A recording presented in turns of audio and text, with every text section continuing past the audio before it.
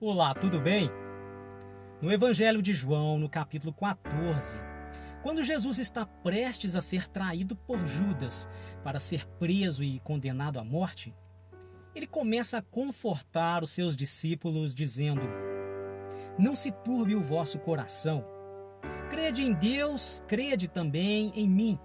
Na casa de meu pai há muitas moradas. Se assim não fora, eu vô-lo teria dito, pois vou preparar-vos lugar.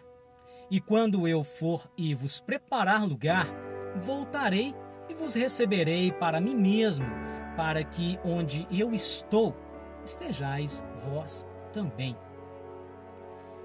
Baseado nesses dizeres de Jesus, muitos pensam que vamos ter uma casa lá no céu e que Jesus agora virou mestre de obras e que ele está lá no céu há mais de 2000 anos construindo casas e mansões.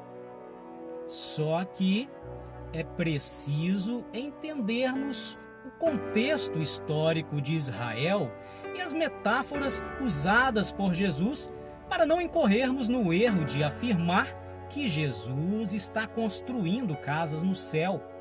Não existe isso. A mensagem confortadora de Jesus a nós é muito mais profunda do que isso. O capítulo 14 de João fala de uma passagem dimensional que deveria estabelecer novas moradas.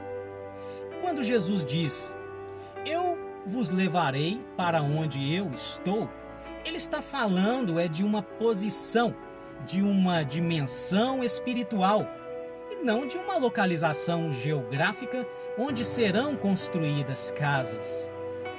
Quando Jesus fala de casa, ele está falando de qual casa? O que você imagina? O que se passa pela sua cabeça? Porque quando os judeus escutavam falar em casa do meu pai, logo eles pensavam no templo de Salomão. E lá no Evangelho de João, no capítulo 2, versículo 19, quando Jesus está caminhando com os discípulos, ele olha para o templo e diz aos judeus: Derribai este templo, e em 3 dias o levantarei. Disseram, pois, os judeus a Jesus: Em 46 anos foi edificado esse templo, e tu o levantarás em 3 dias? E aí, mais para frente no verso 21, o apóstolo João ele faz um comentário. Ele diz que Jesus estava falando do templo do seu corpo.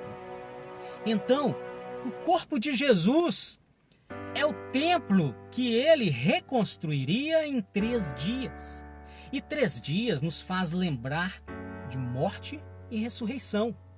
Quando Jesus diz: Eu vou preparar lugar e volto, este foi o tempo em que Jesus demorou para ir e voltar. São 3 dias. Ele vai quando morre e volta quando ressuscita. E isso não tem nada a ver com a sua segunda vinda. Jesus não está falando da sua segunda vinda. Então, João capítulo 14 não está falando do céu, está falando da igreja. E igreja são pessoas. No Evangelho de Mateus capítulo 16, Jesus disse: Edificarei a minha igreja, e as portas do inferno não prevalecerão contra ela. Edificarei a minha igreja, construirei o templo, a casa.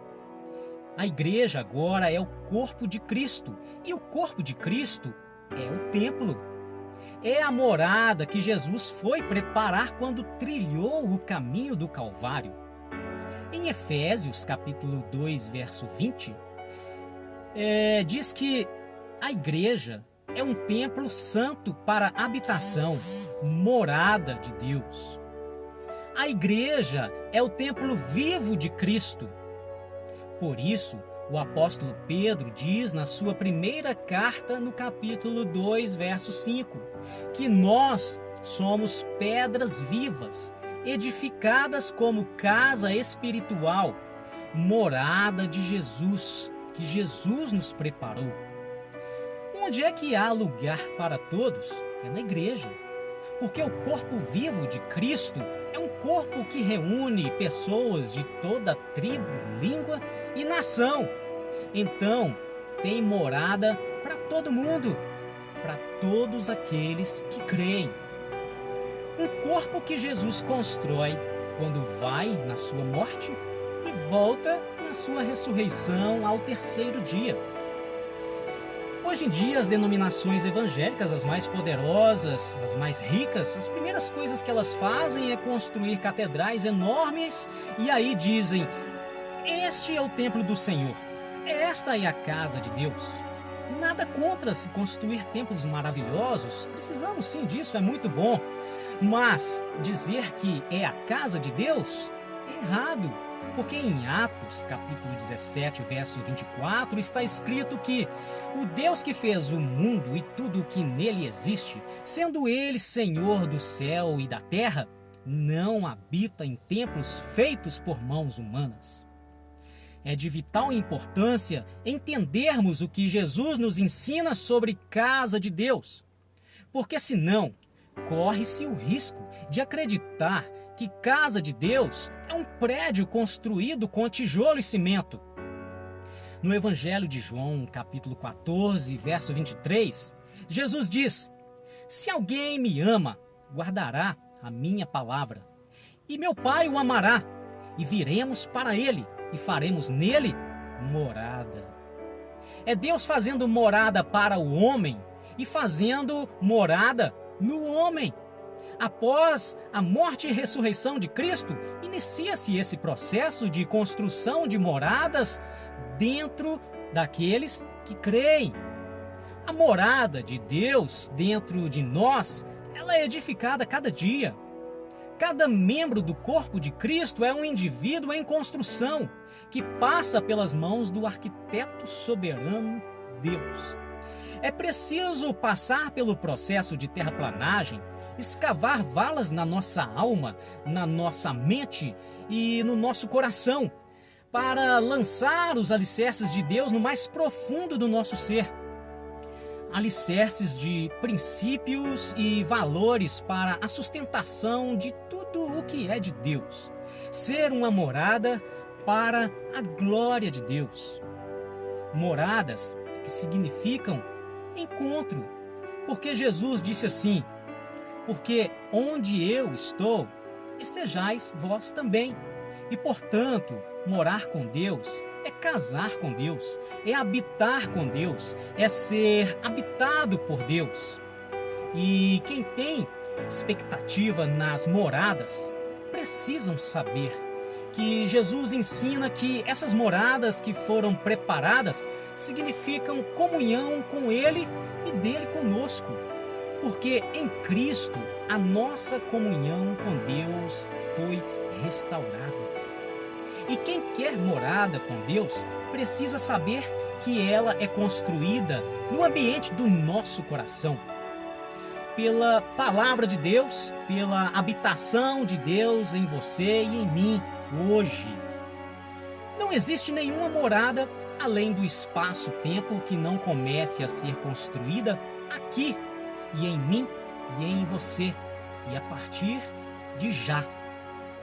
Você que está me ouvindo agora, saiba, céu e inferno começam na terra.